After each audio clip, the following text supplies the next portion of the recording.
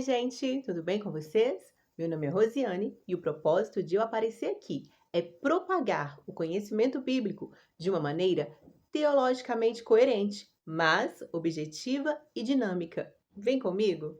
O livro da vez é o quarto livro do Pentateuco, Números, do hebraico Bemidbar, que significa no deserto. Título coerente com o conteúdo, já que narra a peregrinação da nação de Israel durante 40 anos no deserto do Oriente Próximo. Já no grego, na tradução da Septuaginta, o título do livro deriva da palavra arithmi, significando números, já que o livro traz listas e números do recenseamento dos homens aptos para a guerra.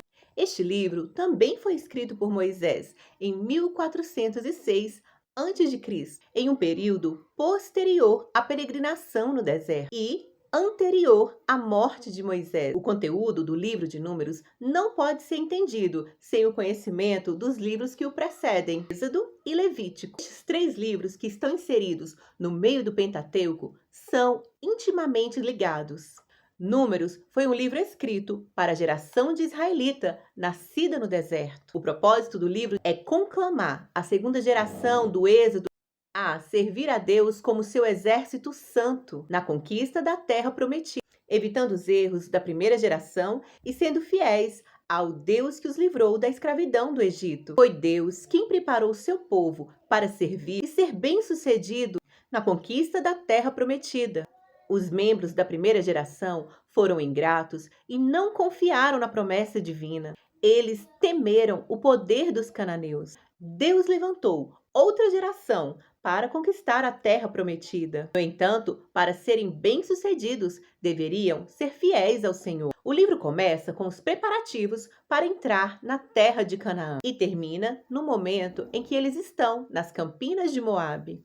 Moisés motivou aquela geração a perseverar na fé e manter-se obediente ao Senhor. Ele os chamou a avançar como o exército santo de Deus. Em seus temas fundamentais, temos, primeiro, a misericórdia e a fidelidade de Deus para com o seu povo. É Deus quem dirige o seu povo enquanto este se prepara para a jornada no deserto. Deus consola-os em suas dificuldades, trata de seus medos, porém, também disciplina quando necessário. Os erros dos israelitas, como também de seus líderes e sacerdotes, nas pessoas de Arão, Moisés e Miriam, são julgados por Deus e contrasta com a sua perfeição, já que Deus é sempre fiel à sua aliança. O segundo tema é o poder soberano de Deus. Ele dirige a história, realiza os seus propósitos. É Deus quem continua conduzindo a história rumo ao seu objetivo de levar Israel a uma terra que emana leite e mel. Entende-se assim que o propósito de Deus não falha, mesmo que seu povo fracasse. Terceiro tema do livro é a responsabilidade pessoal. O povo de Deus deve ser fiel ao seu chamado. Do capítulo 1 ao capítulo 10, temos uma série de orientação para organizar a marcha do Sinai para a terra prometida. As tribos são contadas e a ordem nos acampamentos é demarcada. O altar e os levitas são dedicados ao serviço divino. E celebra-se a segunda Páscoa. Cádiz, nos limites de Canaã. É no capítulo 10 em que os 12 espias são enviados por Moisés para conhecer a terra. Mas, para muitos, o seu relatório é desanimador. No capítulo 13 e capítulo 14, em um acesso de tristeza e incredulidade, aquele povo propõe voltar para o cativeiro do Egito. Deus intervém e julga aquela rebelião, mas houve a intercessão de Moisés, o que resulta em uma consequência mais amena. Agora, Israel ficará 40 anos perambulando no deserto. O capítulo 15 contém leis a respeito das ofertas de manjares, a libação e o ornamento, ou seja, borlas nas vestes, como memorial dos mandamentos do Senhor. Já os capítulos 16 e 17 relacionam diversas rebeliões contra as prerrogativas dos sacerdotes e levitas.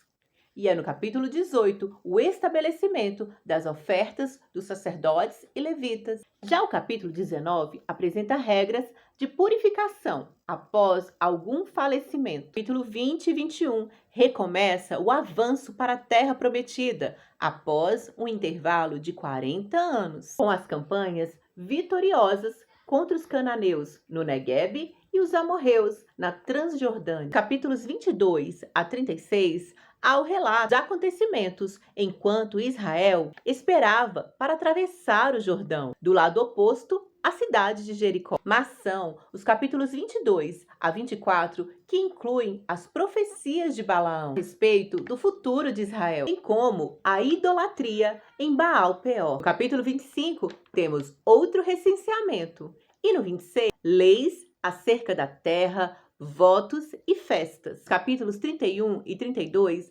narram a derrota dos midianitas, o pedido das tribos de Gade, Ruben e meia tribo de Manassés para estabelecerem-se na Transjordânia. No capítulo 33, temos uma lista dos lugares de acampamento de Israel em sua trajetória no deserto. E nos capítulos finais, 34 a 36, algumas leis de distribuição de terra. A estrutura do livro mostra coerência entre os temas das leis e as narrativas históricas. Em uma questão geográfica, nós temos 3 lugares de revelação. São eles o Monte Sinai, Cádiz e as planícies de Moabe. Números possui uma estrutura narrativa genérica. A história se repete com variação do enredo, que se baseia em 2 fatores que não mudam. 1. O caráter de Deus. 2. A pecaminosidade humana. Ciclos repetitivos que ocorrem tanto no momento da parada, nos acampamentos, quanto no momento de ação. No primeiro momento, cânticos de vitórias e promessas. O segundo momento, murmuração e rebelião. E no terceiro momento, a intercessão da liderança na pessoa de Moisés. É importante ressaltar que a fonte do material de Números é divina. Quase todas as passagens começam com "Disse o Senhor a Moisés". Como comprovação histórica, nós temos na forma do acampamento da nação de Israel, que estruturava-se em um quadrado com um tabernáculo no centro, capítulo 2 de Números, forma observada já por Ramsés II no século 8 a.C. O desenho do candelabro no capítulo 8 também liga-se à era de bronze posterior. E as trombetas, instrumentos usados para conclamar a guerra, também era um recurso já utilizado pelos egípcios. As borlas nas vestes do capítulo 15 são atestados pelos vizinhos de Israel já no segundo milênio antes de Cristo. Em textos do século 15 e século 8 antes de Cristo, também atestam que as fronteiras de Canaã, descritas no capítulo 34, correspondiam às fronteiras da província egípcia de Canaã. Evidências de peso que trazem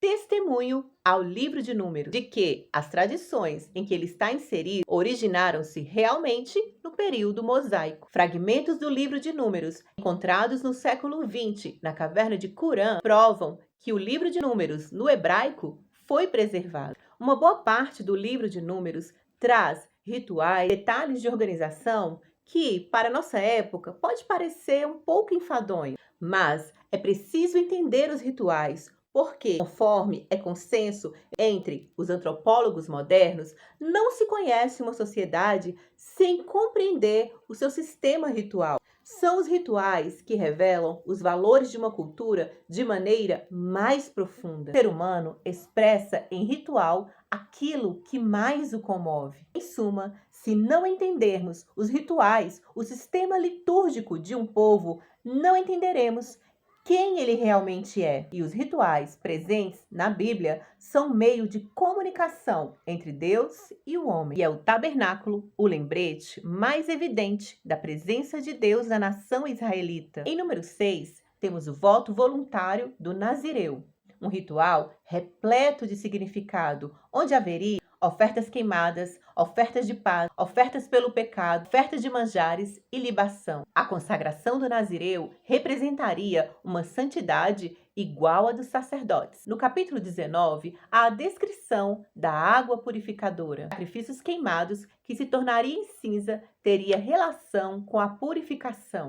A coerência teológica do livro de Números também é vista em conexão com o livro de Levítico. Essa unidade interna descreve a promessa feita a Abraão, os rituais e o sistema de sacrifício, indicando o caráter indispensável do sacerdócio para se preservar a saúde espiritual da nação. Números fala da presença visível de Deus, seja numa nuvem ou numa coluna de fogo. Elementos que demonstravam, conforme diz Números 23, versículo 12, que o Senhor, seu Deus, estava com aquela nação. Sempre que a nuvem movia, o povo a acompanhava, mas quando ela parava, o povo acampava. Fenômeno impressionante que até o vidente Balaão reconhece, mas também os egípcios e os cananeus. A nuvem também aparecia em momentos de crise, expressando a glória e a intervenção divina. Nesses momentos de julgamento, a santidade de Deus era expressada. Em conexão com o livro de Números, o Novo Testamento reafirma as doutrinas da graça, da santidade e a constância de Deus. O apóstolo Paulo considera a história do juízo em Números como advertência para o povo de Coríntios. Já a graça é o tema principal do Novo Testamento e as promessas divinas são reiteradas, como em 2 Coríntios, capítulo 1, versículo 20. Porque tantas são as promessas de Deus. Em 2 Timóteo, capítulo 2, Paulo reitera a constância divina ao dizer que ele permanece fiel e não pode negar a si mesmo. Interessante observar que todo o livro de Números está voltado para a possessão de Canaã. E 3 aspectos são enfatizados. Primeiro, é o Senhor quem dá a terra aos filhos de Israel. Segundo, a terra de Canaã deveria ser santa. E o terceiro diz respeito à posse permanente de Israel, embora a desobediência poderia ser uma causa que levasse toda a nação ao exílio. No Novo Testamento, Canaã amplia-se e torna-se uma imagem de uma pátria superior, celestial. Conforme apontam os livros de Gálatas, Hebreus e Apocalipse, na Nova Jerusalém, a morte e o pecado serão devidamente excluídos. Em nenhuma parte da Bíblia é enfatizado que o povo de Deus deve imitar a Deus tanto quanto no livro de Números. Individualmente ou coletivamente, Israel deveria expressar o caráter do seu Redentor. As listas de recenseamento fazem genealogias de todos da nação, lembrando-lhes que eles eram apenas um povo. O Novo Testamento considera Israel como um tipo de igreja. Assim como Israel, a igreja é um só corpo e precisa expressar a unidade em ação, bem como a santidade que revela o caráter de Deus. Como diz em 1 Pedro, capítulo 1, versículo 9, assim como os antigos israelitas, todos os cristãos devem ser santos. A morte de Cristo tornou obsoleto todo o sistema de sacrifício, conforme narra Hebreus 10. Os escritores do Novo Testamento advertem contra a incredulidade e rebelião narrada no livro de Números. Em 1 Coríntios, Paulo fala do juízo divino que deve trazer cautela ao cristão. O Evangelho de João retrata Jesus como profeta maior do que Moisés. A centralidade do tabernáculo que prefigura Cristo, a novilha vermelha de Números 19, relacionada em Hebreus 9 com Cristo. 1 Coríntios, capítulo 10, versículo 4, relaciona a água da rocha de Números com Cristo. Em João, capítulo 3, versículo 14 e 15, Jesus afirma que, assim como Moisés levantou a serpente de bronze no deserto, o Filho do Homem deveria ser levantado para que todo aquele que nele cresce tivesse vida eterna.